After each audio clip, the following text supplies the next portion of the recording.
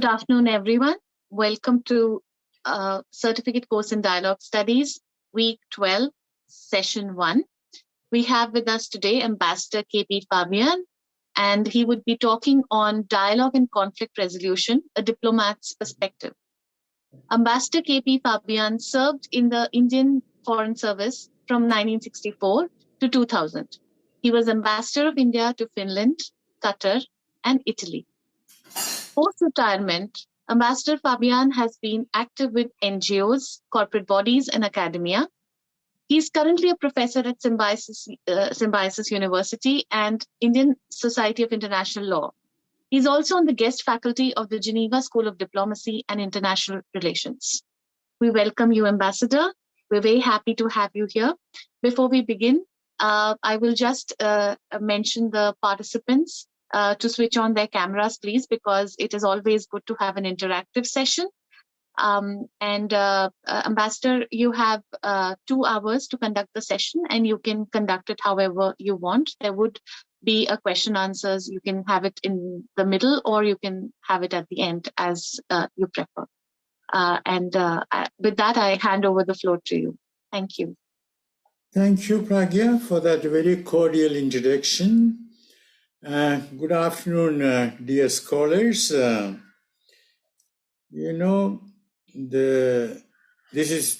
been with the India Dialogue Foundation for a while, and I have always admired how much the foundation has been doing for promoting mutual understanding, harmony and peace among human beings, cutting across all divides, ethnic, linguistic, regional, ideological, and more. Now, true to the ancient Indian maxim, Vasudevaiga Kudumbagam, the whole world is one family, the foundation has been active. Of course, India is not the only civilization that has formulated such an ideal. For example, the Baha'i faith, they have done it. We often speak of a global market of goods and services. How about a global society or community where we take good ideas and good ideals from each other? Now, to do that, we need dialogue. We need to develop the habit of dialoguing. The best way to speak about dialogue is through conversation rather than by a monologue lecture. In any case, I'm incapable of giving a monologue lecture. Now, so with your permission, let us have a conversation rather than a lecture. Now, how about a spell of self-introductions? Such introductions are all the more necessary when we meet in cyberspace. So I would request you, mention your name, where you are, what you are engaged with professionally these days, and why did you ever think of joining this course? Who would like to set the ball rolling?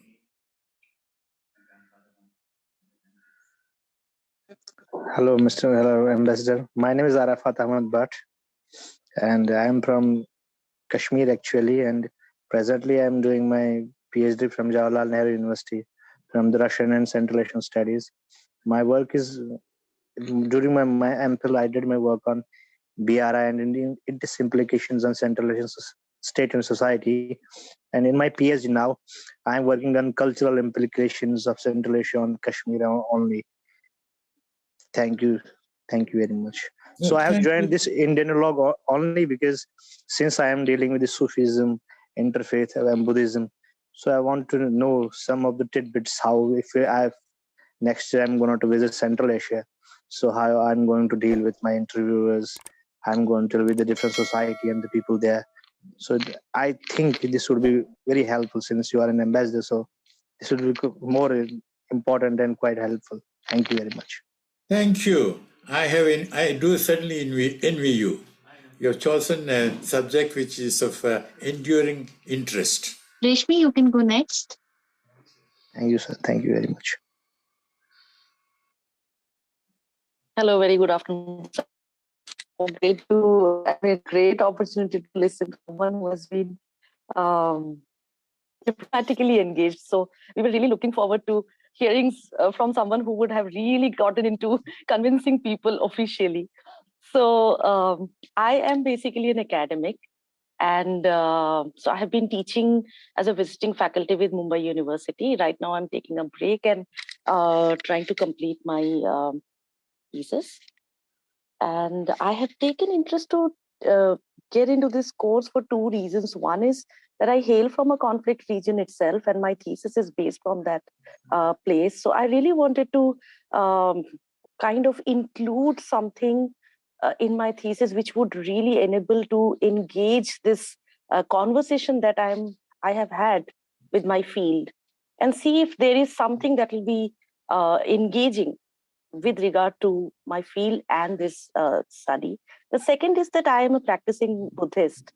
So I was keen to understand this multi-faith and interreligious dialogue and the ways that it is being formally done, because no matter what, coming from a system of faith, and then if it is formally structured, then how do we really get into this? And I really wanted to enhance my knowledge in the field. So these are the two reasons that I took this up, and thank you for the team to really accept my application. Thank you. Thank you, Reshmi. And how lucky you are to be able to take a break.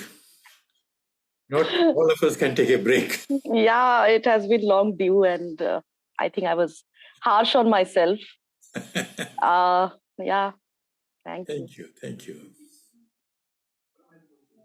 Imam, you can go next.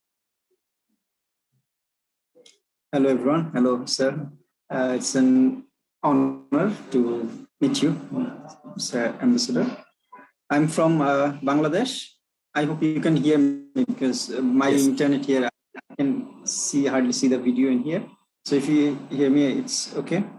I have studied my university in Turkey. So while I was there, I saw some work of the dialogue in there.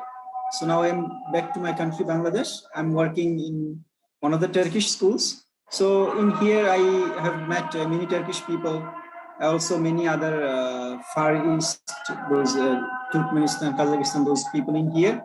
Also, we have some foreign teachers from Australia as well. So since I've seen this in Turkey, and also I've heard some of my student friends also taking this course, they have suggested me. So that's why I'm interested in learning actually how to actually interact with different people from different ethnicity or countries or culture. This always interested me. That's why it's a good opportunity to know and learn from everyone in here. Every week we see very important, valuable people are here, lecturers, sirs. So it's a good opportunity. I'm very happy. Thank you, Imam. I remember that I was first secretary in Vienna when Bangladesh was being born. And I had also fought for Bangladesh. And I had good collaboration with the second secretary in the then Pakistan embassy, who was from Bangladesh, the future Bangladesh. But so glad to know you, and you have certainly an international exposure, as you explained. Really privileged to know you. Thank you. Akanksha, you can go next, and then Ruben.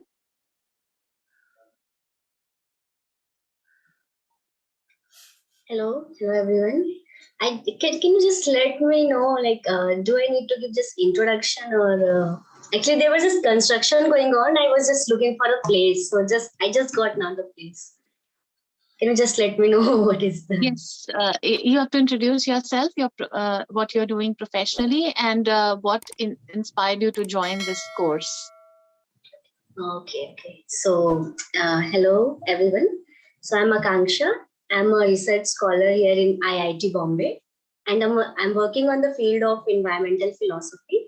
So it's my research area, and this course, the course outline that attracts me a lot, like how interfaith dialogue, how inter-community or how interdisciplinary we can learn from this platform. And I'm learning also. And this also helps me because basically I'm from the philosophy background, and their dialogues means a lot. Like everything is a dialogue, even though we are now changing a bit, like the things are moving in a augmentative form, but still we are trying to put that back dialogical form. So that impressed me a lot to join this course as well. Yeah, that is from my side. Thank you. Thank you, Akanksha. So I suppose you said you are in Bombay now, correct? I suppose Bombay is less polluted than Delhi? Yes, yes. That is thanks to people like you who care for the environment. Yeah. Thank you. Nice knowing you.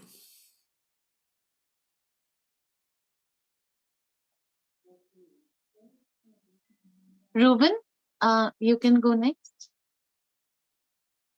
Hello, sir. Very nice to meet you. I am Ruben Paulanding, and I am from Manipur. Currently, I'm working under the Manipur government in the education ministry. I wanted to take this course because I am interested in dialogue academically as well. I have a background in philosophy. Also, I felt that dialogue is something that's a part of our everyday life. So it's something that it's a skill and a value that, if we learn to really imbibe in oneself, it's going to really help us in both our personal life as well as in our careers. So that is why I undertook this certificate course. Thank you. Thank you, Ruben. I have been to your beautiful city and I have spoken at your university. That is sometime back when Najma Heptullah was a governor. Oh, yes. Yes, I don't know where she is right now, but when I came there, it was there. And I certainly learned a lot about your Manipur and its history and all that. So Yeah. glad to meet you. Yeah, nice to meet you, sir. Thank you. Thank you. Irfan, you can go next. Hi, very good afternoon to all of you. My name is Irfan, and we are all really privileged that Sari is here today with us. My background is from mass communication and journalism, and I have done PhD in mass communication and journalism. I am basically from Srinagar, Kashmir, and my thesis within the MPhil and the PhD domain was within the media and the conflict perspectives. And my research interests are mainly on the conflict studies, in which we take audience perceptions, audience interpretations, or various conflict situations into the academics, and what is their role in the dialogue, how audiences perceive different things that have been coming up in the media limelight, and its different narratives. And within these contexts, I usually meet people, I have to interact with them, and sometimes interview the different subject experts. That's why I have taken this course, so that it could help me in the long way to build my perceptions about the dialogue, and it's really incorporating into the text that we will be producing. Thank you so much, sir. Thank you, Irfan. I had first come to Srinagar in the year 1965, in the last millennium. And, we Foreign Service probationers, we could stay in the houseboat. And at that time, one night or one day, including night, was costing us, including the food, just $1. $1. How much is it now?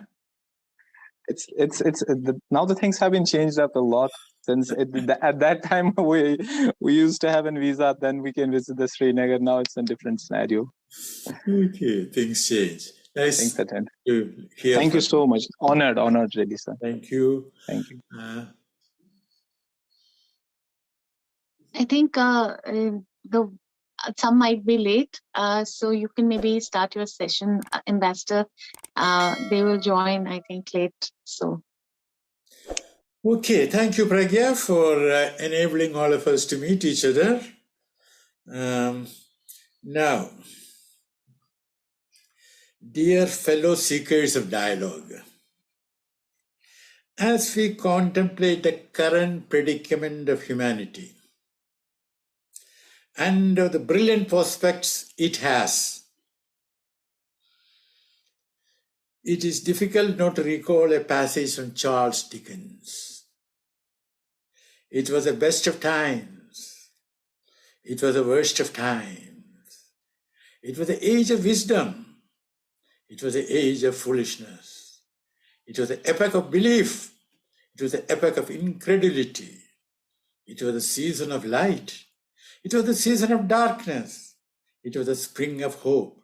It was the winter of despair. We had everything before us. We had nothing before us. We were all going direct to heaven. We were all going direct the other way. In short, the period was so far like the present period that some of its noisiest authorities instead insisted on its being received for good or for evil in the superlative degree of comparison only. End of quotation. Now, the phrase noisiest authorities is telling. Some political leaders across the world tend to be quite noisy, reminding us of Shakespeare's Macbeth, full of sound and fury, signifying nothing. Let me put it this way. Were there more dialogue in human history, the state of humanity would have been certainly better. Take Second World War. Let me explain. You might have read A.J.P. Taylor's book, The Origins of the Second World War. Can you see it now? Now, it's like this. Hitler's demand was that Danzig, where the majority of the population was German, it was declared an international city, but the city council was, majority was again Nazis, you see. And Hitler wanted a road to Danzig because Germany had no physical approach.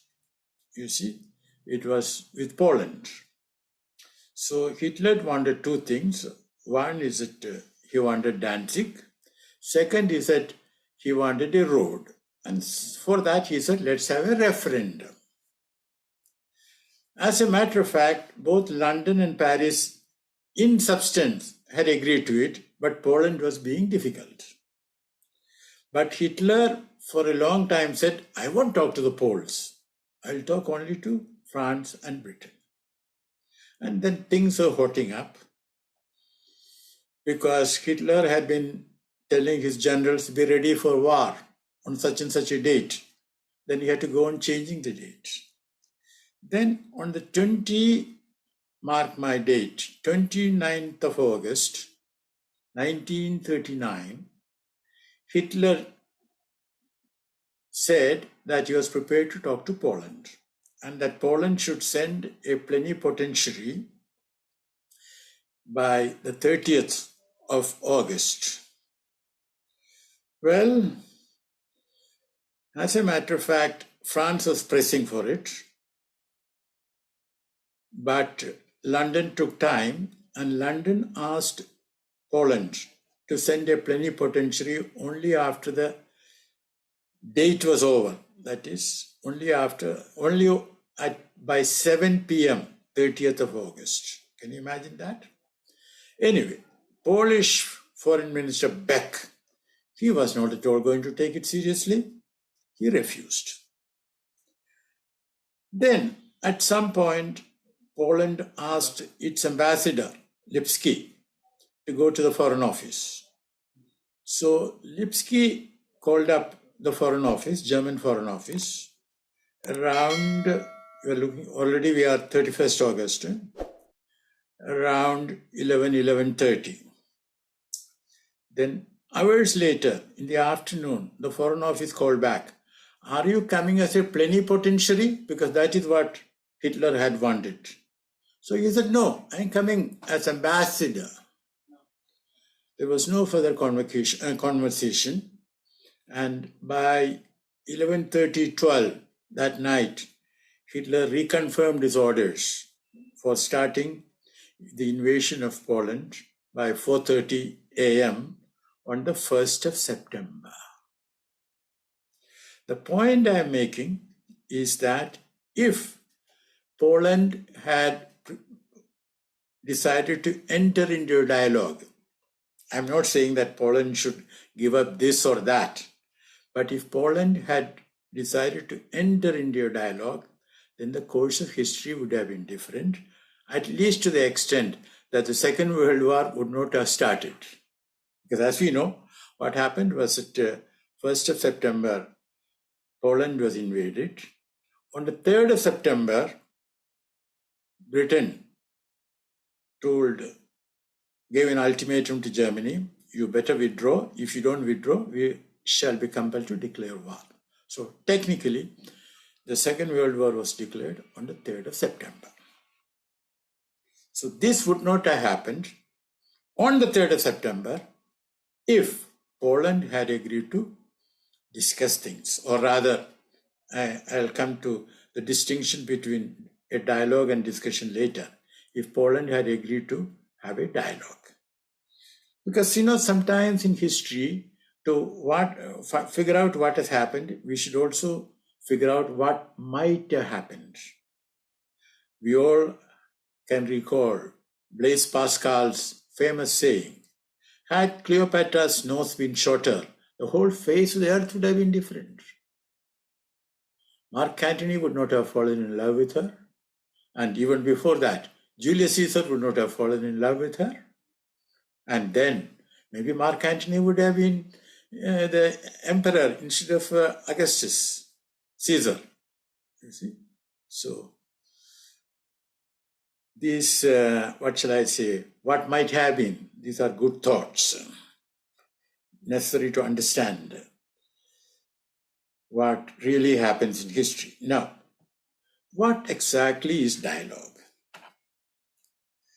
Well, etymology helps up to a point. It comes to us from Middle English, from Old French, from Latin and Greek.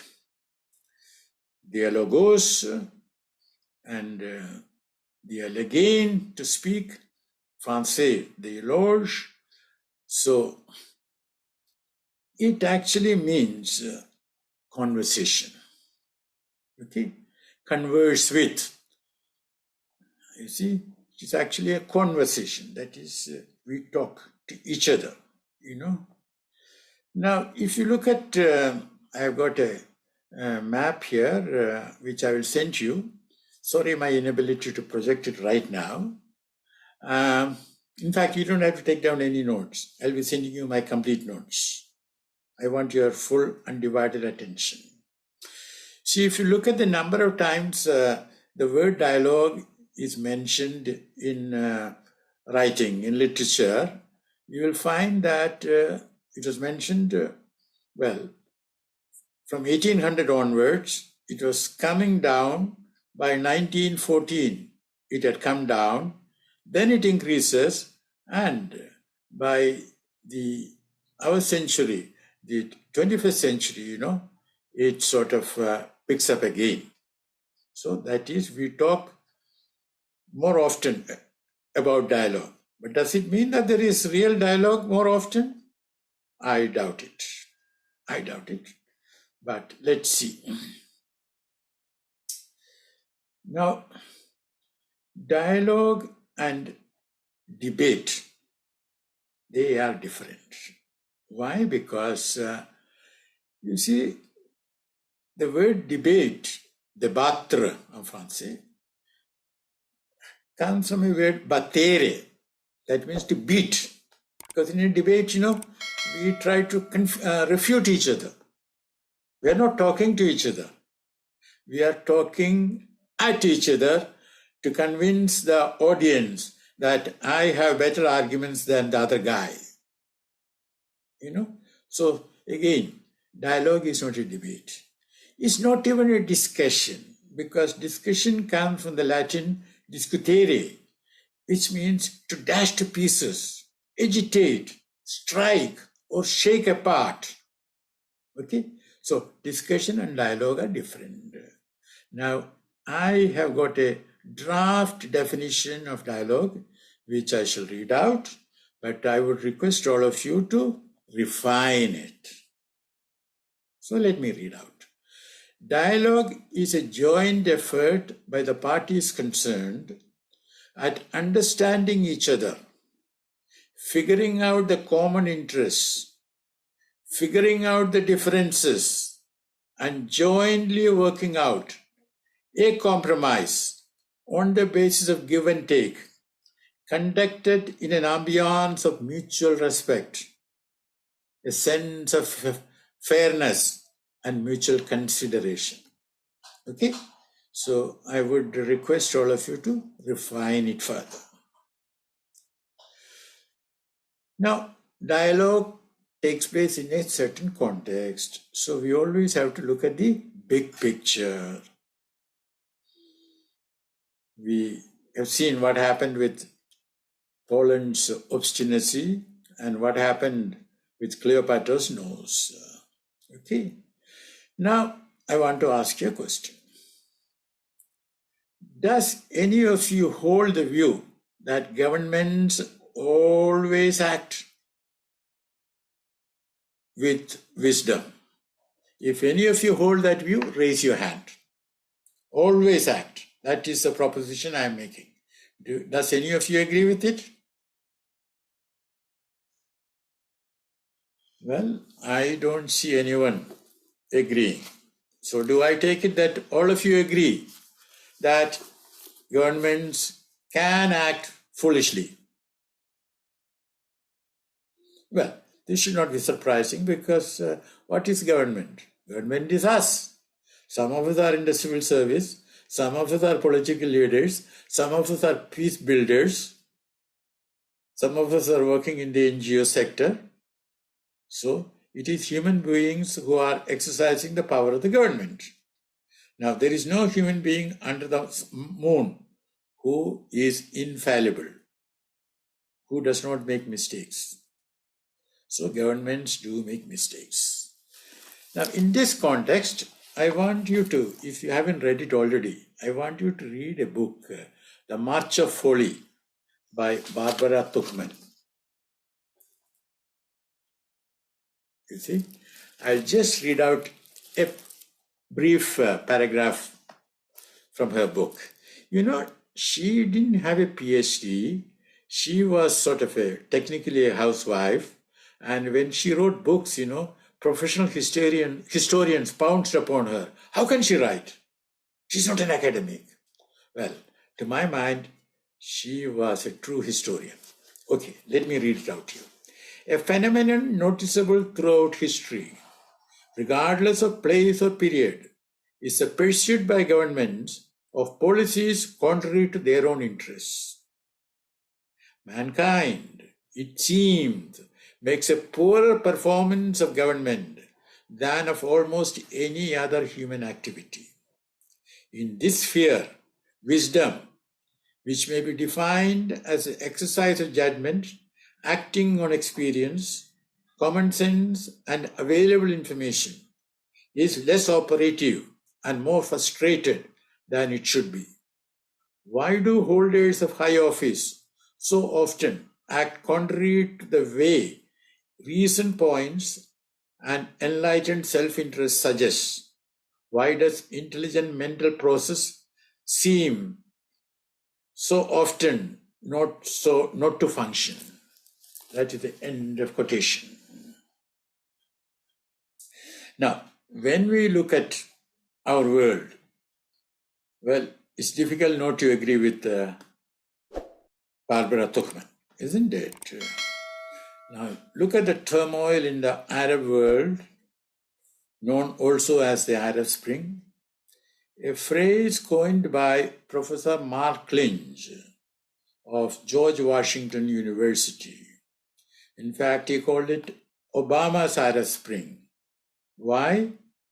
because Mark Lynch and many other American IR scholars honestly believe that the international system resembles the solar system, with the United States in the place of the sun, others rotating around the sun.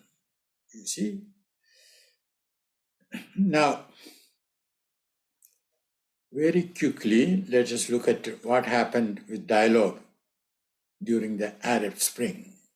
As you know, it all started with Tunisia, where a young man set fire to himself, Tarek Bouazizi, a fruit vendor, because he was humiliated by some petty officials. Then later he died, and Ben Ali, the autocratic president, who was there for decades, he fell. Well, at that time there was no scope for dialogue because the people wanted Ben Ali out. But after that, there was an election and they constituted what is called a Truth and Justice Commission. Truth and Justice Commission.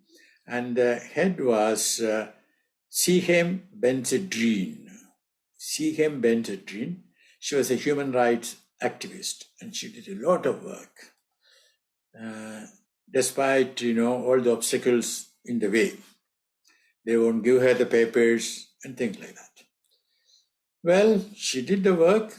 She produced the report, but it is gathering dust. No action. You see, that is what often happens to reports, which the government commissions. Now, 30th of January 2020, Ben-Sedrine gave an interview and she said the government is seriously engaged in preventing delivery of justice. Seriously engaged in preventing delivery of justice. And the precious audiovisual material which she had collected is safely locked up so that, the Tunisians cannot access it. Now, just to go on, more about dialogue in Tunisia. Post Ben Ali, there was an election. The party called Ennahda. Ennahda is sort of a ENNAHDA. It's a distant cousin of Egypt's Muslim Brotherhood.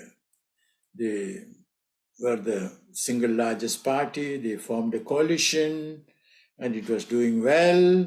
But then, we don't know who did it. We don't know how it was done.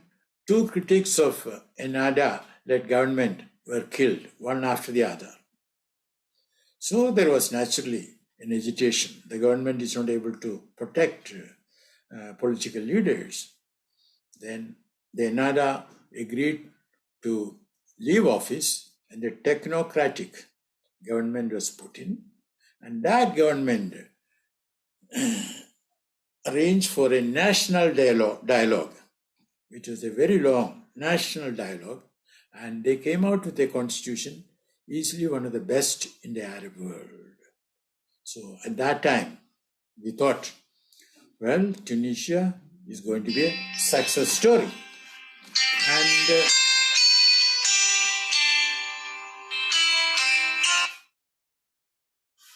sorry for that interruption. So we thought it was a success story, but as you know, now Tunisia is not a success story, it's a very sad story. Kais Saied, the elected president in 2019, democratically elected, but he has staged a coup and he has arrogated to himself all powers. The parliament is going to be nothing. But there is something which I can't understand. And that is that, there was going to be a referendum on the new constitution which Said wanted. And Ennahda and others, they had the voting power. They could have defeated, Said, but they boycotted it. And then there was an election for the National Assembly. Again, they had the voting power. but they boycotted it. So I don't know. It's very difficult to understand, how political leaders take decisions. Let's move on to Egypt. Well, as you know, Mubarak fell 11th of February 2011. When he fell, most of us thought, that was the beginning of true revolution. And I was one of those who recalled the immortal lines of William Wordsworth. William Wordsworth was 19 in Paris at the time of the French Revolution in the year 1791. Okay, he said, "Bliss was it in that dawn to be alive, but to be young was very heaven." Of course, Wordsworth later changed his mind.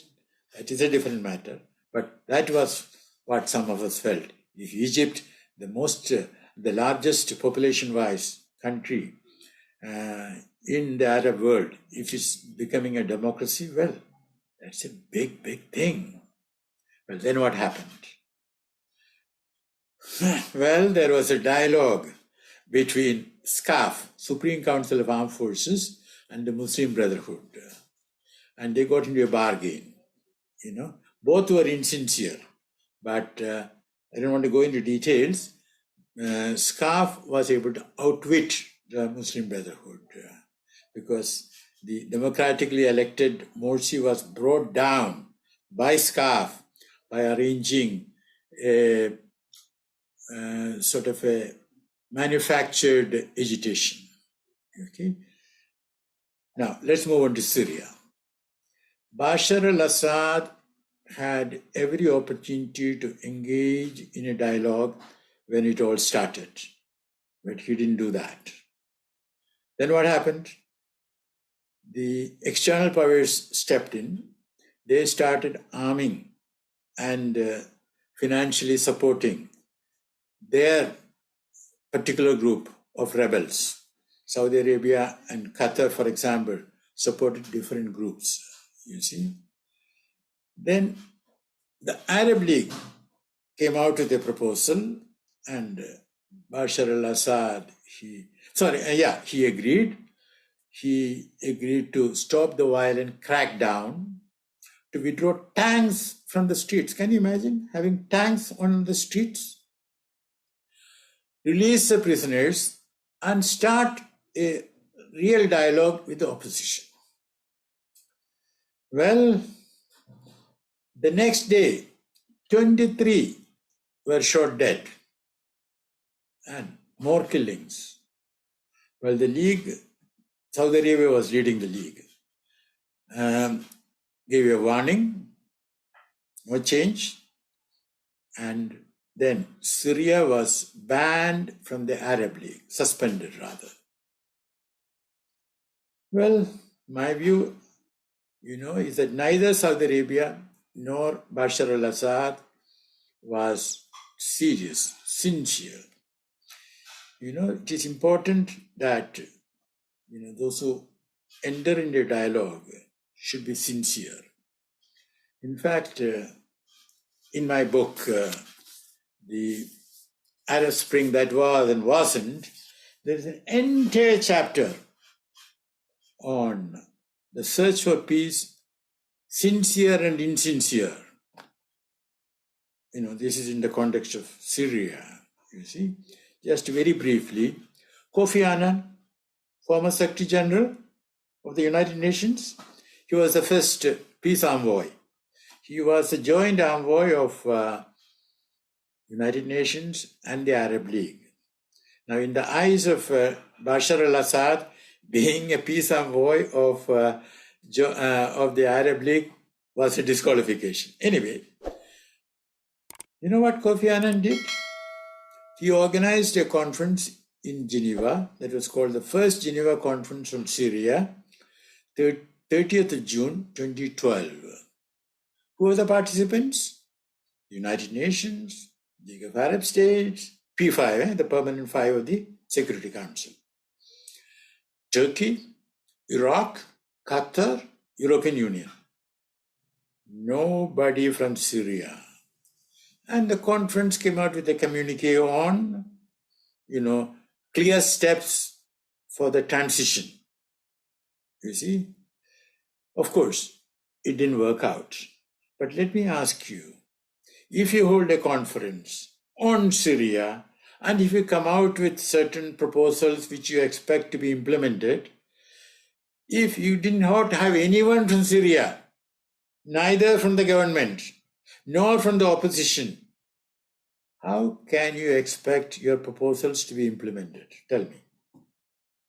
Is that diplomacy? And, mind you, former Secretary General of the United Nations, he did it. Why do these things happen? See, it's like this. Third parties cannot impose a solution. They were all third parties. All those who assembled at the Geneva conference, first Geneva conference, were third parties. Let me give you another instance. Rajiv Gandhi and Jayawardene, President of Sri Lanka, 1987. They entered into an accord, an agreement about Sri Lanka, about what the Sri Lankan government and the LTT, the Lanka Tigers, Tamil Elam Tigers, what they should do. Of course, Sri Lanka government agreed, or rather, Jayawardene agreed on paper. But LTT did not sign that agreement. LTT had reservations about that agreement. So my view is that Sri Lanka government and Indian government had no business to sign an agreement which was supposed to, regulate the behavior of LTT without their consent. Does not make any sense. So why do these things happen? Okay, to go back to Syria, Kofi Annan resigned. He was followed by Lakhdar Brahimi.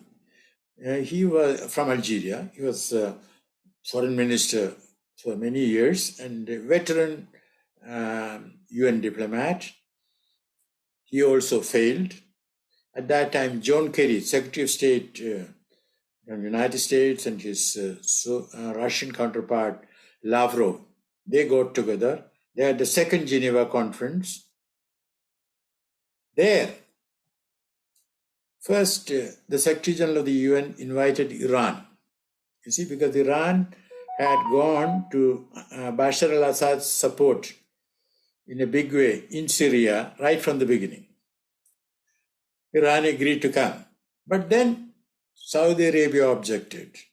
Iran was not there in the first conference. Iran had not accepted the Arab League of States proposals. Then the Secretary General of the United Nations, he withdrew the invitation. Now the point we have to make is that any conference, any dialogue to be successful, all the stakeholders should be there. You can't take the line, I don't like somebody's face, so he can't be there. Or I have an ancient quarrel to settle with that guy, so he can't be there, or she can't be there. No, it doesn't make any sense. Then there was a Di Mistura, the Italian diplomat. Well, I had known him a long time ago when I was ambassador in Rome. He was the head of the UNDP there.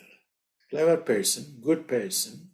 But about him, his principal aide, Moulin Rabbani, he said what Di Mistura was working on was a Syrian version of Israel-Palestine peace process.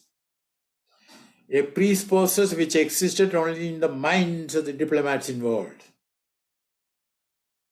not in the real world. Well, as we all know, the so-called two-state solution in Palestine, for example, It is a non-starter. Israel won't accept it. America won't accept it. You see? And I don't know how to put it off. I'll try to do that, how to put off the telephone. America won't accept it. So it's a non-starter. So people go on talking. I still remember when Trump got into the White House, many Arab ambassadors in Delhi told me, oh, now we can expect a resolution. We can expect to have a Palestinian state. So I had told them as politely but as clearly as possible that I was less hopeful, but I wish you the best. I'll be very pleasantly surprised if it happens. Now, there were other peace attempts in Syria. The French president started Friends of Syria group. It had a very brief life. Then there was International Syria Support Group, United States and Russia. They had even the fourth Geneva conference. Nothing worked out. Then at the fourth Geneva conference, that was February 2017, 23rd of February to 3rd of March. There was his rhetoric.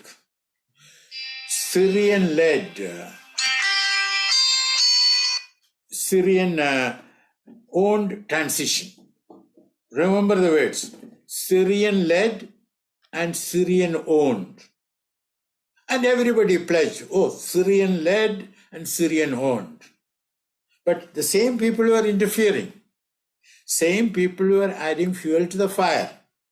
So we cannot take the rhetoric of diplomats and statesmen seriously. We have to be a little, analytical about it. Because what exactly are they saying? Because they are not saying what they appear to be saying. Okay? Now, let's move on to Libya. Gaddafi offered to step down sometime in the beginning. But Sarkozy, French president, he did not want it. Why? He had taken 50 million euro from Gaddafi for his 2007 presidential election. See, what actually happened was that Sarkozy was some budget minister or something like that, the finance ministry, so to say. He had gone to Libya. Gaddafi has his style, you have meetings, you have to have a tent and all that. So that was a joint commission meeting. And at some point, Gaddafi suddenly said, well, the meeting is over. Now I want to have a one-to-one meeting. So the two of them, Sarkozy and Gaddafi, the only other person present was the interpreter from the French embassy. Well, later, when the ambassador asked the secretary what happened, she said, my lips are sealed. Why did she say that? Because Sarkozy asked and Gaddafi agreed to give him 50 million euro. In my book, I have got a photocopy of the actual order in Arabic and also in French and also in English, signed by Gaddafi. Okay. Now, why did that happen? Why did Sarkozy, who got so much from Gaddafi, why did he want to topple Gaddafi? And in fact, many people believe that it was a French secret agent who killed him. Well, I can only give you one explanation, and that is we have to go to another Frenchman, Francois de la Rochefoucauld. That is 1613, 1680. Let me see, I should read this out. Give me a second, please. Quotation. Nearly everyone is pleased to acknowledge a small debt. Many are grateful in acknowledging a moderate one. But there is hardly a man who does not, for a really great indebtedness, return in gratitude. Perhaps that explains Sarkozy's behavior. He had to return in gratitude. Let's move on to Yemen. The United Nations arranged for a national dialogue, and it looked very successful, you know, and they arrived at so many decisions, and everybody sort of, applauded. Well, then it didn't work out, because it's not enough to have a good decision, but you also have to make sure it is implemented. So what happened was that the president of Yemen at that time, Hadi, he was vice president under the previous president who was an autocrat. Hadi was not up to the mark, and he started playing little tricks. And then, of course, the Houthis, they revolted, they made him a prisoner in the presidential palace, and he escaped. He went to Saudi Arabia. He met with the MBS, Mohammed bin, the prime minister now. He was earlier crown prince. At that time, he was defense minister. He was not even. We are talking about March 2015. So the young man, he was under 30. I have nothing against young people, but under 30, this defense minister decided to start Operation Decisive Storm. Remember? Saudi Arabia, UAE and others invaded Yemen. Frankly, between you and me, they are chasing the mirage of military victory. Now, recently, there was a truce or ceasefire. It ended on 2nd of October this year. Let's see what happens. Sudan. Al-Bashir was there as a dictator, 1989 to 2019. Well, the military got rid of him, but military took charge, but the agitation continued. Women were often 70% of the demonstrators. African Union put pressure for dialogue, sort of suspended Sudan's membership. Finally, the military yielded.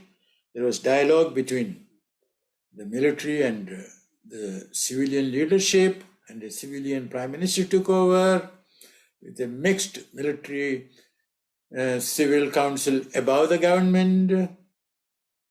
Let me sort of take more time by telling the story, but the latest is that the people of Sudan are still fighting for freedom.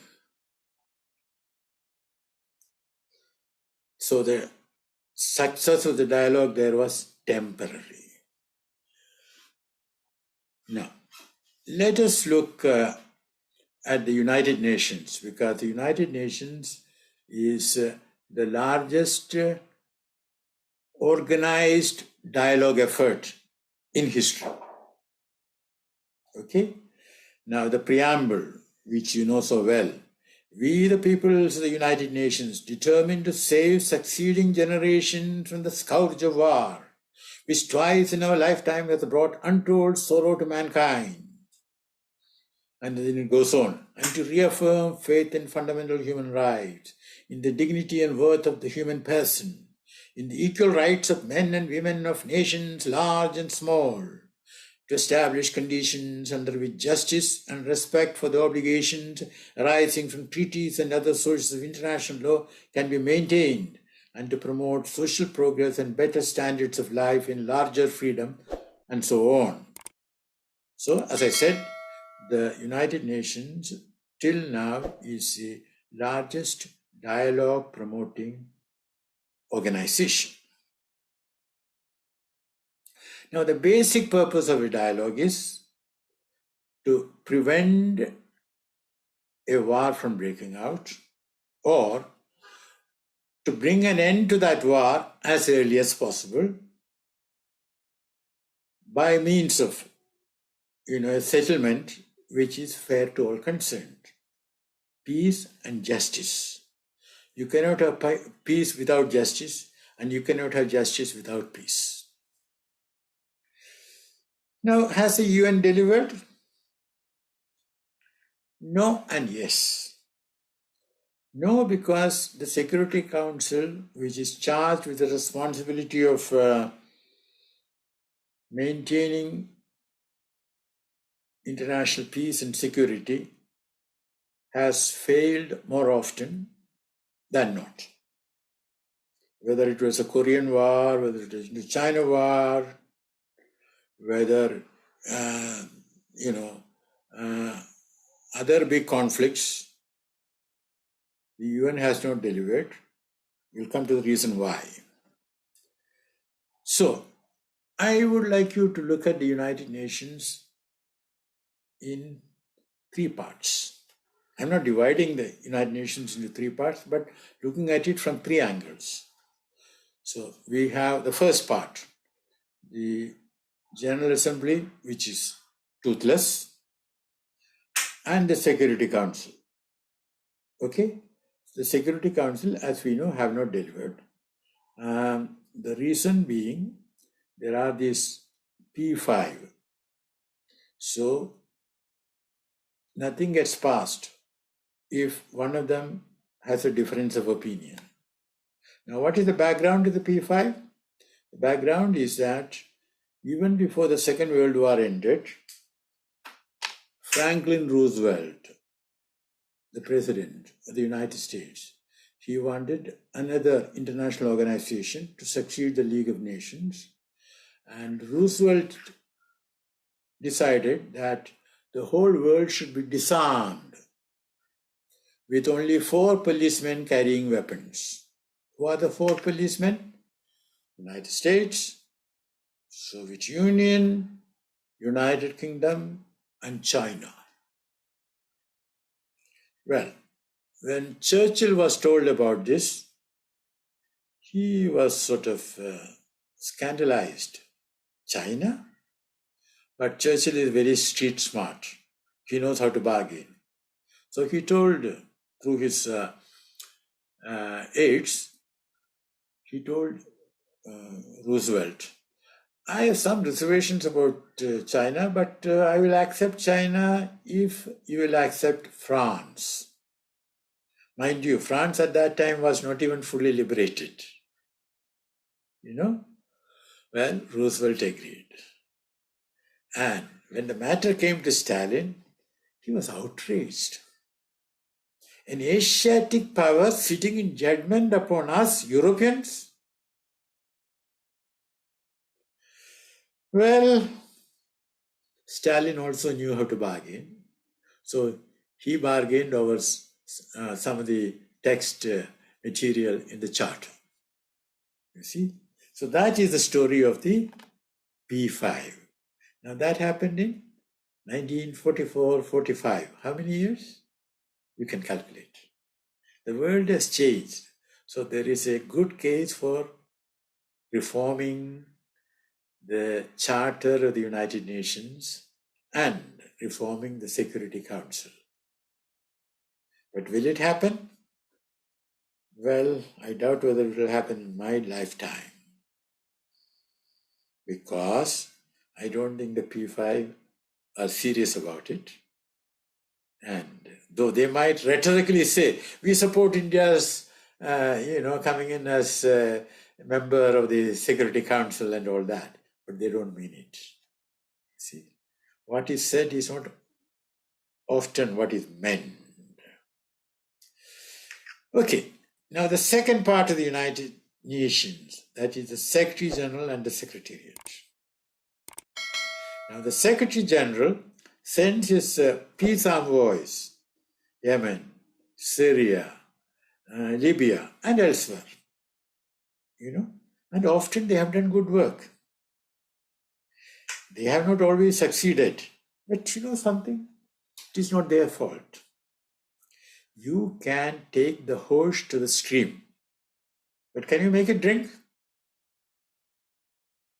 In other words, unless the belligerent parties, they want a settlement, either because they are totally exhausted or because they have got better sense than when they started the confrontation, hostilities. So unless they want it, the mediator cannot do it. You see? So it is not a fault of the mediator. Okay? Now, the third part of the United Nations, the specialized agencies, that is WHO, World Food Organization, and UNICEF, and all that. Now, UNESCO and all that. They do a lot of good work, to save life.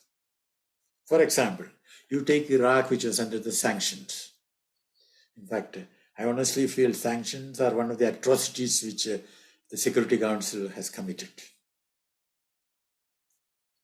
We'll talk about it if there is time. But though Iraq was under sanctions decreed by the Security Council, which was not applying its mind, but obediently carrying out instructions from the United States. At the same time, WHO, FAO, and others were working very hard, UNICEF. They were working very hard to make sure that children get medicine, safe water, same with the adults, and all that. So one part of the United Nations was working to mitigate the evil which the other part was doing. So they were working at cross purposes. You see? Anyway, now, I said that the United Nations has delivered, say, East Timor, the background. You see, when Portugal withdrew from East Timor, which is only the eastern part of the Timor island, Indonesia wanted to capture it. East Timorians did not want it. So there was war. In fact, there was a civil war. And then, at some point, they both wanted the United Nations to step in. And the United Nations stepped in. They administered it for a while. I mean, there was a ceasefire and all that. They administered it. There was an election. Now East Timor is independent. It's a beautiful story. Now, again, in the case of Libya, you see, Stephanie Williams as the special envoy of the Secretary General. She's an American diplomat. She did great work because there were two governments in Libya. NATO intervention was a disaster. So there were two governments, and she made them talk to each other, and they agreed there will be to have only one government, and then there will be election. Well, later it didn't work out, but nevertheless, we should take note of her success for a while. So, we conclude that the UN Security Council will not deliver if one or more of the P5 is an aggressor or wants to support one of the parties. Okay, I repeat, the UN Security Council will not deliver, whether it's Myanmar or wherever, Yemen, will not deliver if one or more of the P5 is an aggressor or wants to support one of the parties. When I say an aggressor, I have in mind the 2003 invasion of Iraq by the United States without getting approval from, it tried, without getting approval from the Security Council. Okay. Now, let's look at Ukraine for a while. It's a clear case of lack of dialogue leading to war. Clear case. Mid-December 2021, Russia sought guarantees. It sought a dialogue. Moscow sent draft treaties to Brussels, that is NATO headquarters, and to Washington. You see? Now this again, let me tell you, is a slight departure from diplomatic practice, because what we normally do, at least when I was there, is that, if there is need for a agreement or treaty between us, okay, then first we talk about it at the level of ambassador. We talk about it. We exchange views. A lot of back and forth. When we have enough material we agree upon, we say, shall we start drafting? Then we constitute a drafting group. Then we start drafting. Then again we come back to the draft, and then we have a lot of, give and take. In other words, the drafting is done in a cooperative way, over many sessions, you see. And it happens only after conversations, dialogue. Now that's not what happened, because there was no proper diplomatic relations between Biden's United States and Putin's Russia. You see? Then what happened? Biden had an opportunity to tell Putin, okay, you send us the drafts, let our ambassadors or foreign ministers or whosoever it be, let them sit down. No, he didn't do that.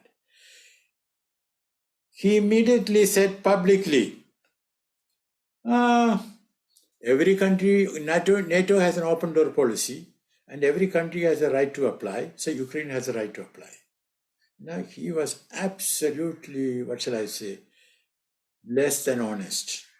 He knew that NATO was not going to take in Ukraine, but he insisted Ukraine had every right to, apply. You see, forked tongue. So sad, so bad.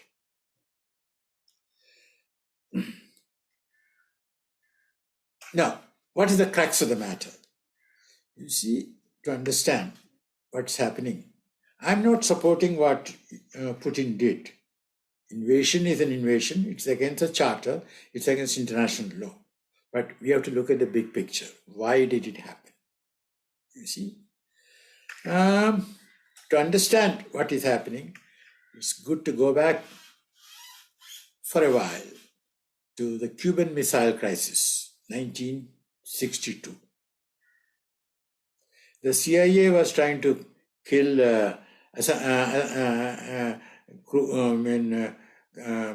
this Cuban leader, Castro.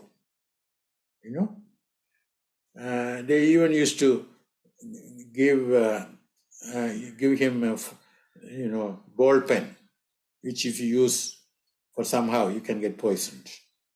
Even the churut, the cigar and all that. They tried many ways. Even they sort of bribed one of his girlfriends, so that when she gives him a glass of wine, So they tried hard. So, and you also know the Bay of Pigs in 1961.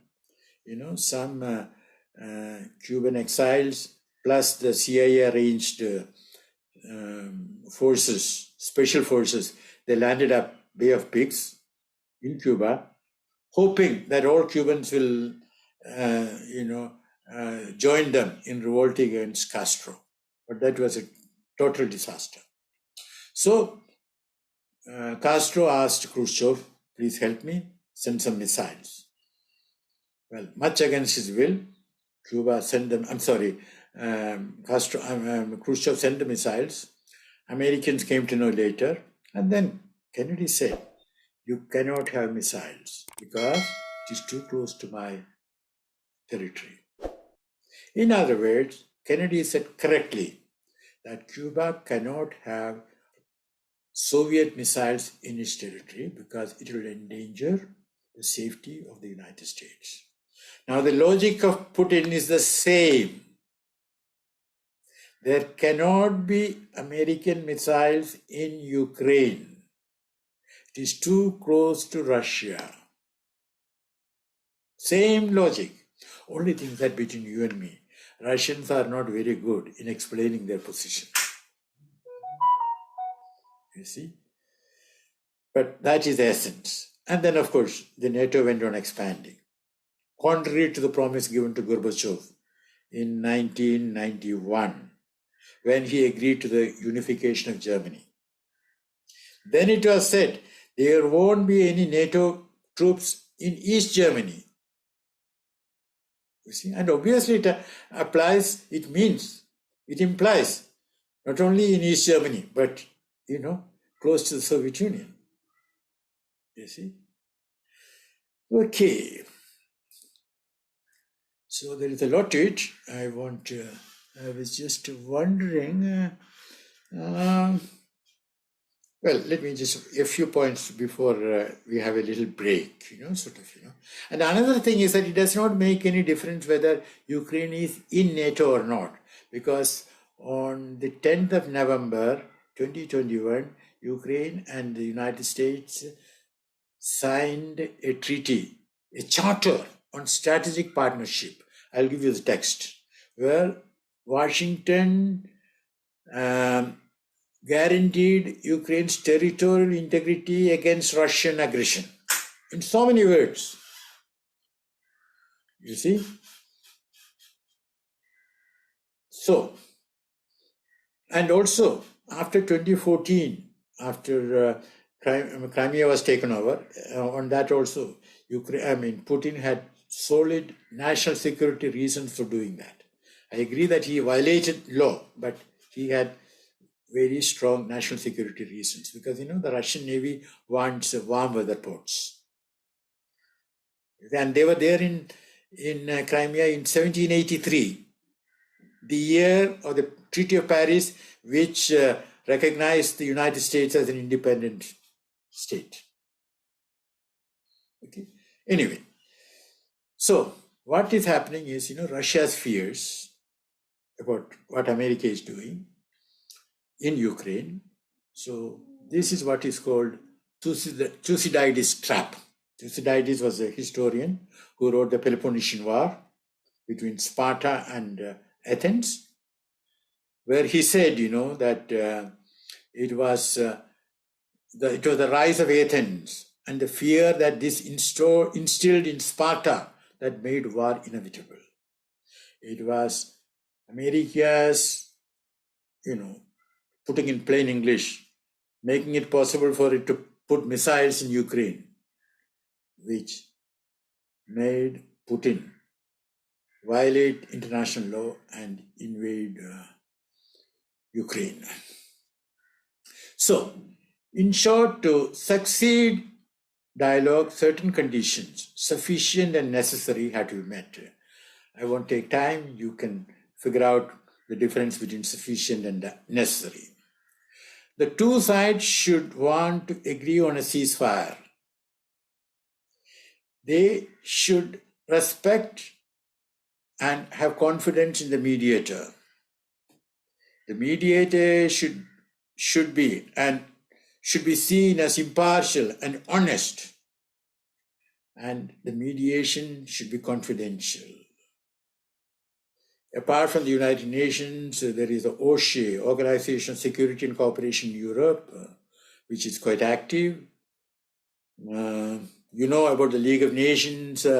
It has been said, that it was a failure. Yes, it was a failure in the sense that it did not prevent the Second World War. But it had 2 years after its inception, it established the International Court of Justice. You see? At The Hague. And since 1920, about 40 conflicts were submitted for mediation, and 30 of them were mediated satisfactorily. You see, I'll just only mention one. There was, where was it? I was in Finland, and there is the Åland Islands. Åland Islands was with Finland, but the majority was Swedish. And the two countries fought against each other. The League intervened, and there was a settlement. That is, Åland Islands gets autonomy. The Swedish people can come in and go as they like. And now there is peace. There are many others also. I won't get into that. Also, African Union. African Union has also a setup. So Thucydides said long time ago, the strong do what they can, and the weak suffer what they must.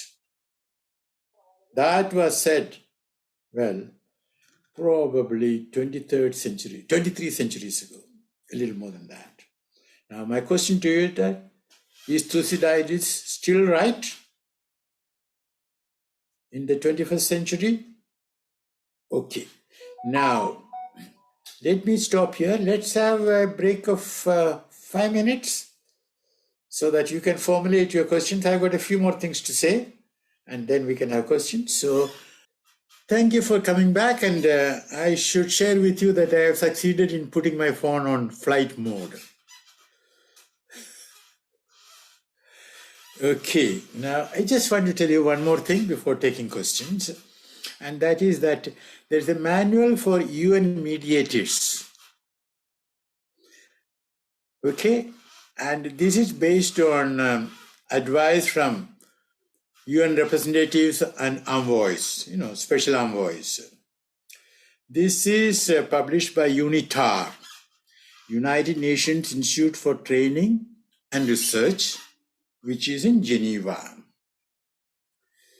Now, I'll send you the link, but very briefly, it has got the context of UN mediation today and all that.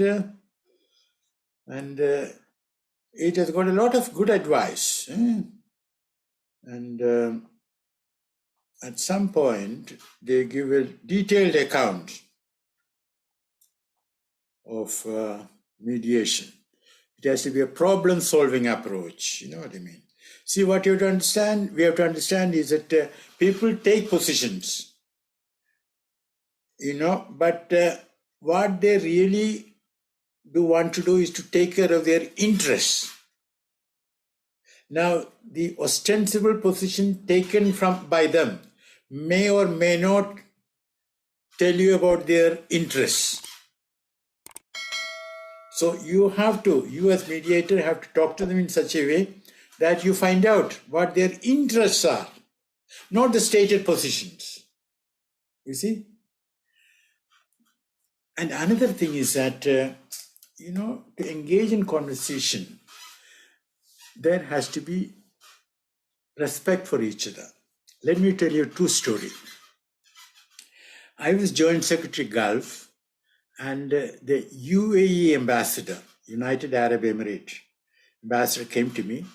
Now, that was a day I was really short of time.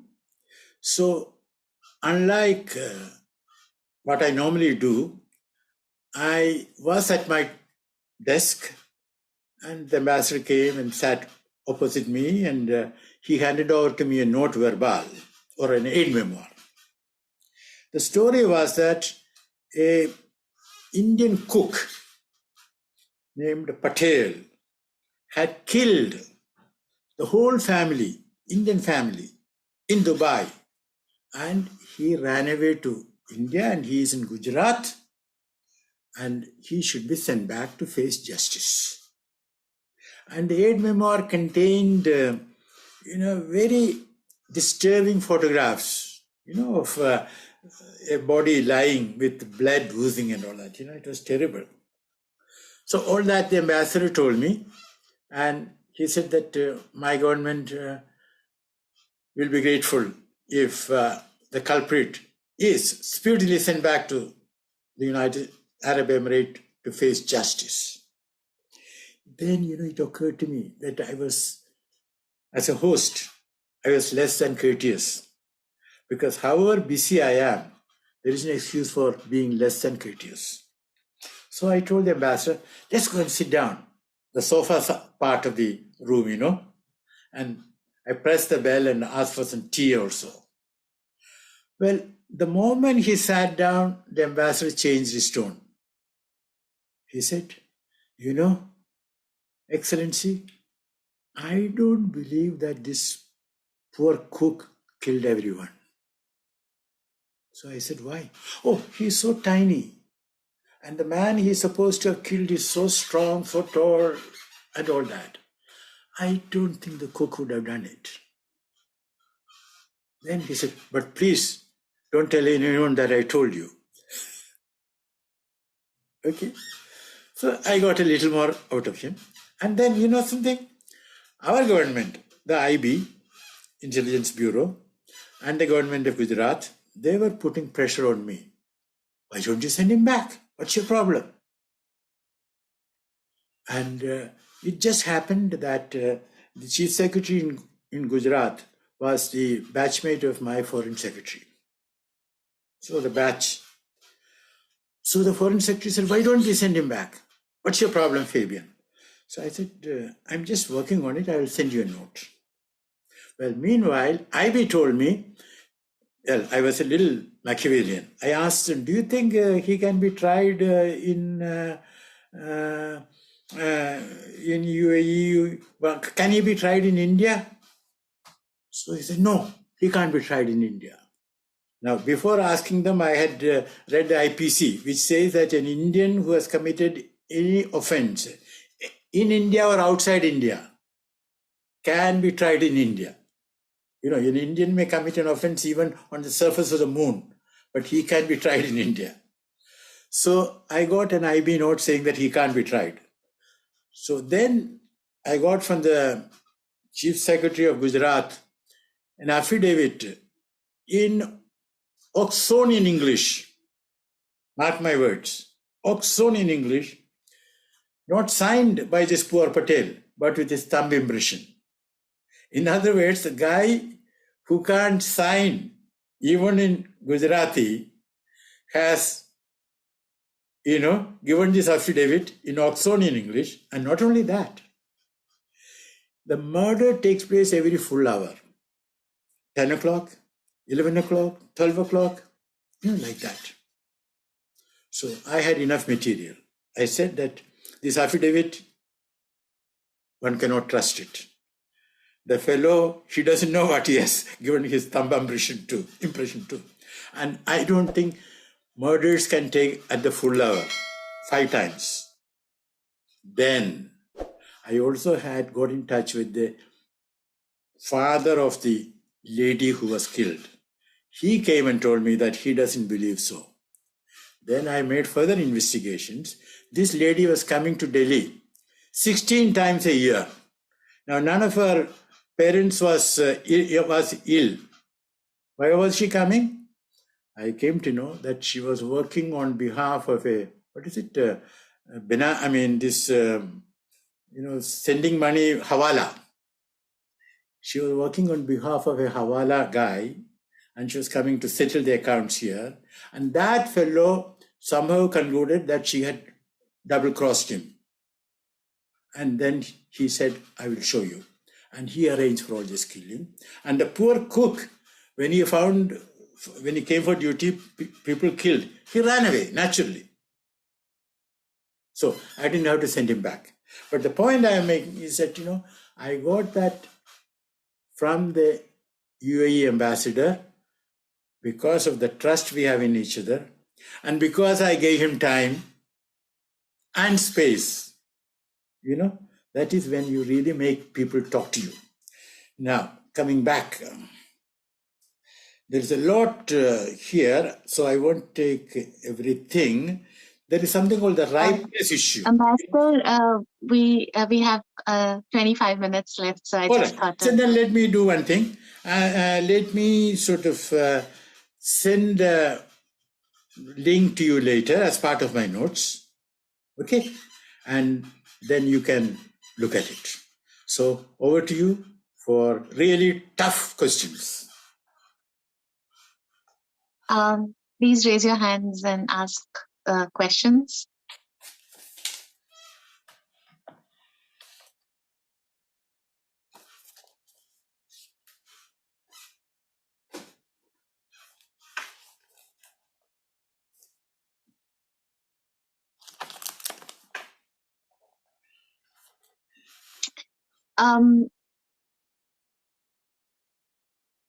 Questions? Akanksha, Muhammad Malamullah, Kulsum, Reshmi, Ruben, Irfan, Noor, Muhammad Afnan, anyone? Kulsum, yeah, please go ahead. I just had one question, I think just out of interest, which has there been any diplomatic situation which you have experienced and you thought it was really difficult to navigate, and how did you navigate it personally in your personal experience? Sure. I shall be glad to. Pragi, shall I answer it straight away or wait for the second question also? No, I think you can answer straight away while others are formulating their questions. All right. I was in Doha, Qatar, and the Air India flight to Qatar was sent back by Qatar. Air India could not land there. Now, the background is that India had sent back a Qatari Airways flight earlier. Now, the background to it is that there was the pilot on a Qatari flight. Before the pilot enters your airspace, you normally ask him, please give your name, what's your license number, for flying, and validity. So in that case, this guy did not have a valid license. It had expired. So what India did was, the traffic controller, airspace controller, okay, you can come in this time, but please, next time when you come, you should have a valid license. So some weeks later, the same guy came and he didn't have the valid license. So the Indian authorities sent him back. Okay? Qatar retaliated.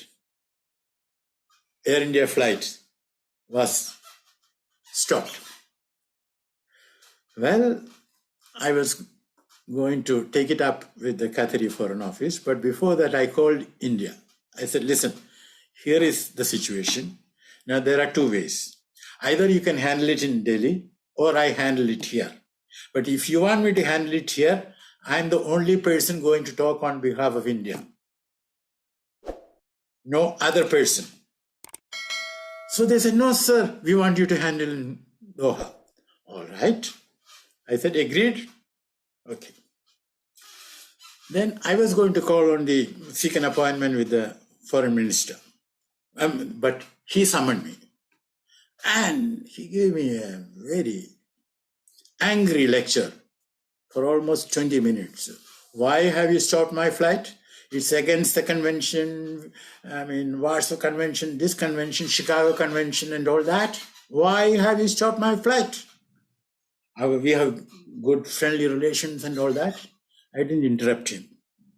So I said, Excellency, I have heard you with undivided attention.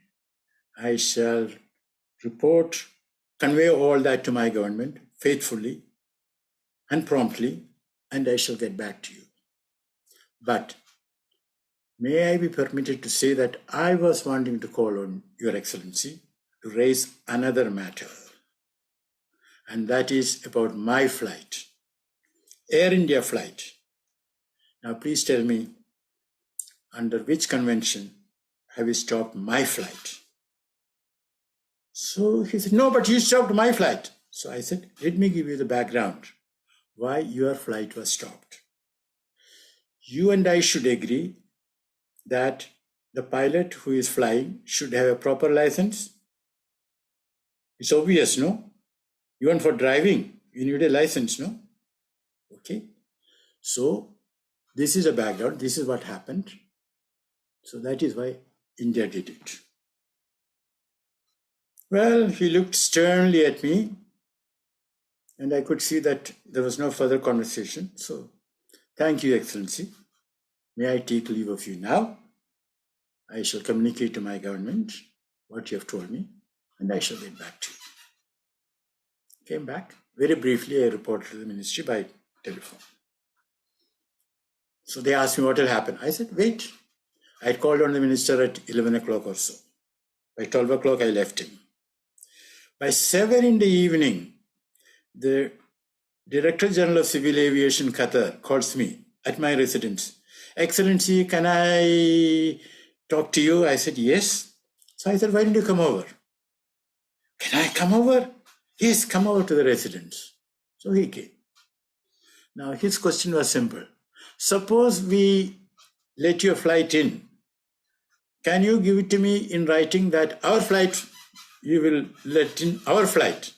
So I said, well, I won't give it to you in writing because you are the first, you have violated by sending a pilot who did not have the license, valid license. But I can tell you, between us as friends, the moment my flight is permitted, in fact, I want you to speak to Air India, and I want Air India to tell me that Qatar has agreed to let Air India's flight in. The moment Air India tells me, I shall make sure that you will be told in Delhi or even here that, okay. So he was a little reluctant, but he said, okay. Well, later that evening, Air India was told. I got on to Delhi and said, Air India has told me. Air India might have told you also. Now, according to what I have told the DG, we should let, They said, fine. So that is how it was resolved. Well, this was dialogue, but dialogue with a certain, what shall I say, firmness. You see? Okay, have I given you a satisfactory explanation? Yes, sir, you definitely did.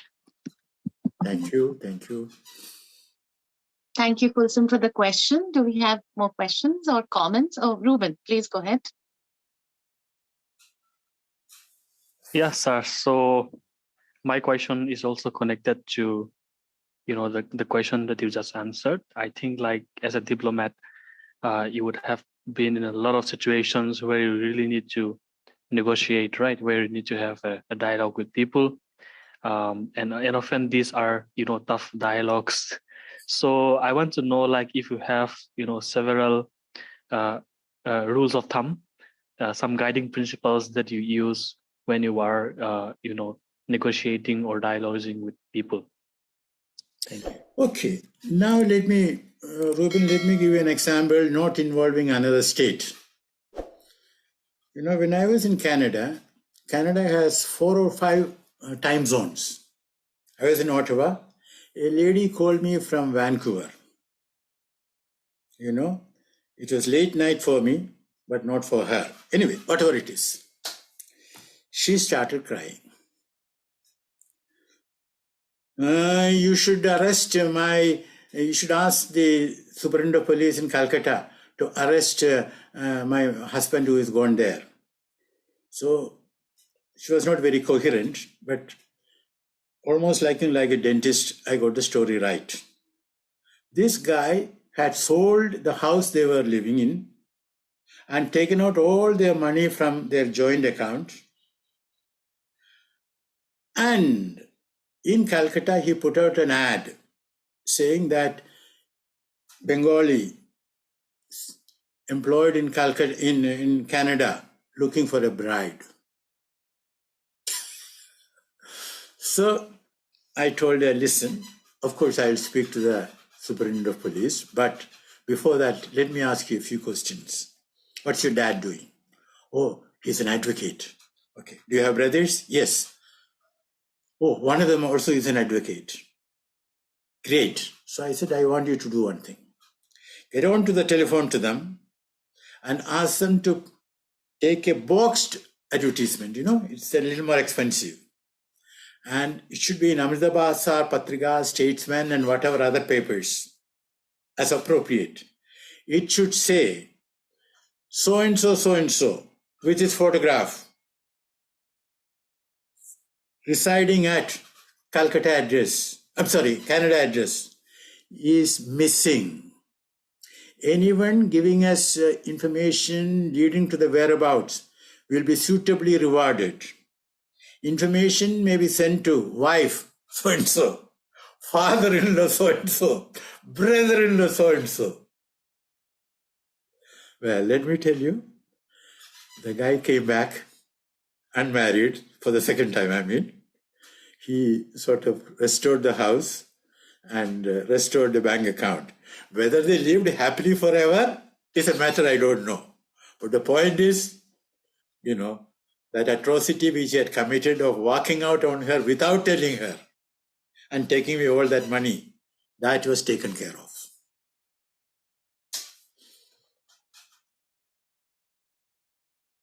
Is that okay? Maybe Yeah, that's really interesting. Yeah.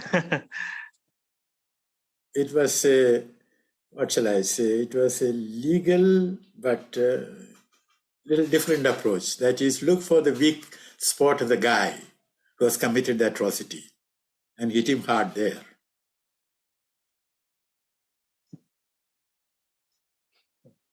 Thank you, Ambassador. Does anyone else have any comments or questions? Comments are also welcome. Okay, let me ask you a question. How many of you want to join the Indian Foreign Service?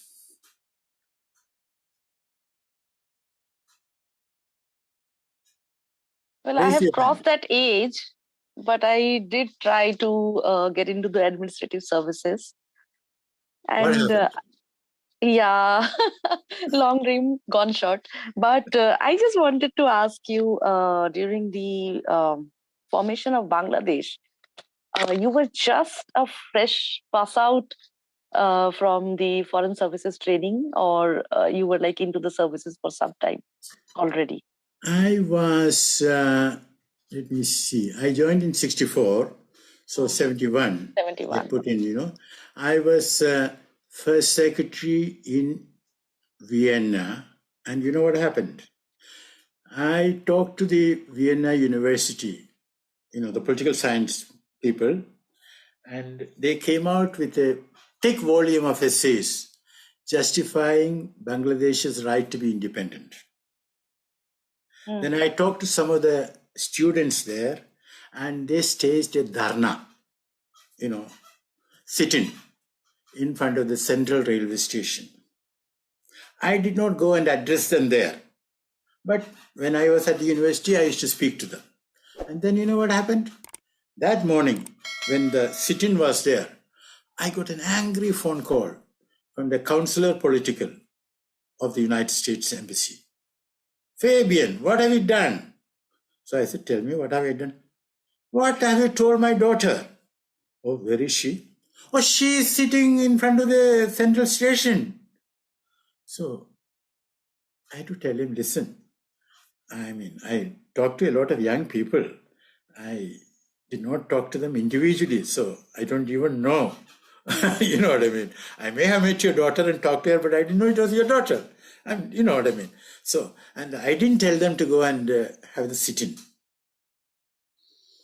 Then I told him, listen, I want to come and see you and let us sit down and discuss. So he very reluctantly said, you may do so. And there are other instances, for example, this is something else. Mrs. Gandhi came. She was on her way to Washington. You see? Now, my ambassador's wife told me, send a message to Usha Bhagat, who was the social secretary to Indira Gandhi. We have arranged for a hairdresser for the Prime Minister. That was Mrs. Trivedi's own hairdresser. Anyway, that's okay. You have to have someone reliable. In fact, I had gone and stayed with her for 3 months, and she used to take me to her hairdresser. Not that I got any haircut there, but she just wanted me to be there. And I used to look at all the architectonics of hair, how they did all that, Quite amusing. Anyway, Usha Bhagat sent a stern message. The Prime Minister doesn't need a hairdresser when she's abroad. So I told Mrs. Trivedi and the ambassador, so Mrs. Trivedi with a twinkle in her eyes, no, Fabian, you keep Maria there, because we were going to have an office in Hotel Imperial. Embassy will have an office, room only for the embassy. Others were staying there. Okay. And I asked Maria to be there. 6 o'clock, there was going to be an opera, which Chancellor Kreisky had specially chosen, Ophelia, keeping in mind for Indira Gandhi. At 5:15, the same Usha Bhagat calls me and says, Mr. Fabian, I was wondering whether I could give you some trouble by requesting you to find a hairdresser for the Prime Minister before she goes to the opera. So I said, thank you. I will get back to you in 50 seconds. So I called Maria, asked her to walk very slowly, reach Usha Bhagat's room only after 45 seconds. And Usha Bhagat called, oh, thank you, Mr. Fabian, how kind of you. Then after a while, Maria came. I tell you, she was very tall, 6-footer, but she looked even taller. Why? Because Indira Gandhi had given her an autographed photograph. Of course, we will give her, honorarium, but she was in the 7th heaven with an autograph from Indira Gandhi. So these are things, which happen. Where you have Sir, so I just have a question with regard to Qatar and the World Cup. And I just want your opinion on the peace or the collaborations or the impact that it will have, because it's the first time that a event of this stature is happening in the Middle East. And I was in a discussion with someone who was saying that, so it was a very general discussion with regard to how a World Cup, an event like the Football World Cup, being held at Qatar or in the Middle East may not enable any furtherance of acceptance of them by the rest of the world, especially the first world. What is your opinion on this kind of strategic acceptance of events being held by places where it was not done before? Well, it's like this. We have to look at the big picture. Qatar is trying to modernize itself. See, when I was there 92 to 95. Sorry, 92 to 97, I think. 1992. And there was a hotel where if you wanted a drink, if you're staying there, you were instructed to ask the way to the library, because things were done in such a way. You know what I mean? Or I used to go to the Sheraton Hotel. The manager in charge was an Indian, and we will be sitting there, and he would produce a bottle from his pocket, breast pocket. You know what I mean? That sort of thing. But now you can go to Qatar and you can have a drink everywhere. You know what I mean? So what I'm trying to say, Qatar is trying to modernize itself. Okay? In that process, Qatari women can drive, they can work and all that sort of thing. But at the same time, there is a backlash. The mullahs don't want it. That's why that beer could not be sold. You remember? The German beer, So that is there. So then, of course, the question of the workers dying. And if you read the newspaper today, a Qatari official has said that it was about 400 to 500 who died. Now, my view is that Qatar, which has spent so much money, should have admitted that there have been so many deaths, and they could have easily given 10 lakhs of rupees to each family. Then the matter would have ended there. You know what I mean? They didn't do that. So Qatar has not acted very wisely. Now this has exposed them. And with all those big facilities, they are unlikely to get another big event. You know what I mean? So I get the feeling that, the investment made will not be, the return will not be commensurate with the big investment made. But let's also get it right that because it was held in Qatar or in Asia, many of the Asians and Africans have done better than they would have done in a Western ambiance. So it's a mixed thing. Qatar could have handled it better. Thank you, sir. Yeah. Thank you so much, Reshmi. We still have 4 minutes if anybody wants to ask any question or have any comments. Akanksha. Okay, Yeah. you just unmuted. Thank you, sir, for this lecture, for this very practical lecture, like the very experienced stories we learned. So I may not frame my question very properly, but I just want to ask a query. Like, we have seen a lot of failures of dialogues by those happen in history. So in the context of, especially in India, the dialogue between the public, the diplomat and the government, like, that fails a lot. They are not able to form. So is it because of the public anger or public's protest and all, or is it because the diplomat and the government is not in a very dialogical manner, so they fail to manage to maintain a dialogue between the public and the diplomat? So that is the question. Thank you, Akanksha, for that question.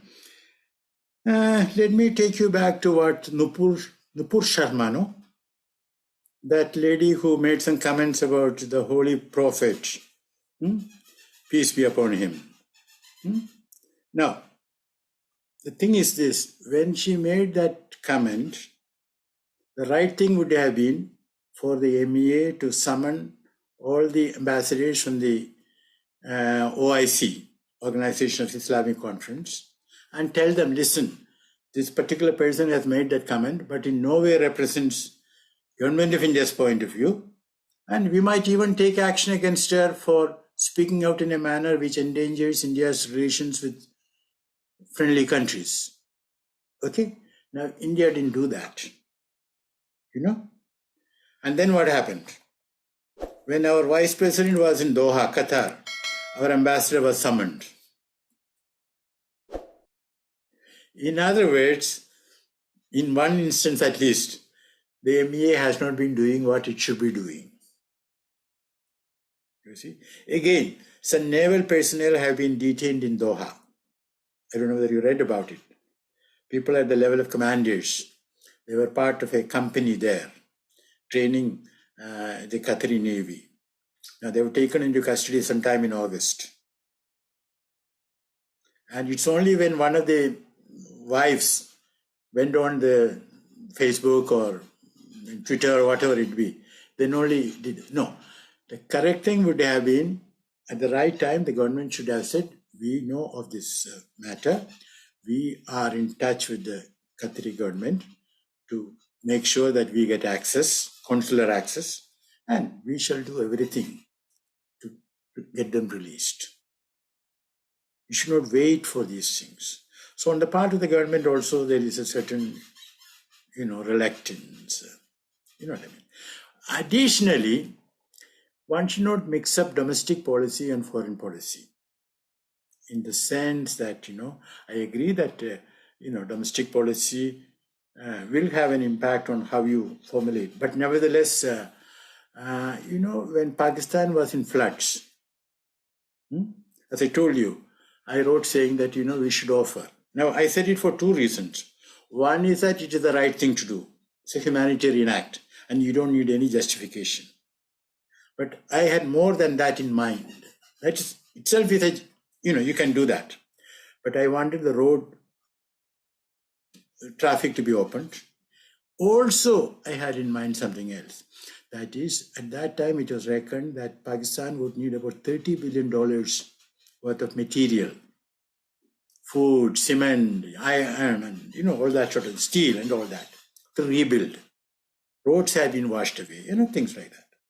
Now, the international community, meaning, United Nations and all that, WFP, World Food Program and others, they will be collecting material. And I would have argued, were I ambassador to WFP, listen, logistically, India is the best source. We can send it faster than anyone else. The transportation charges are most competitive. So source it from India. I'm not saying it because I am from India.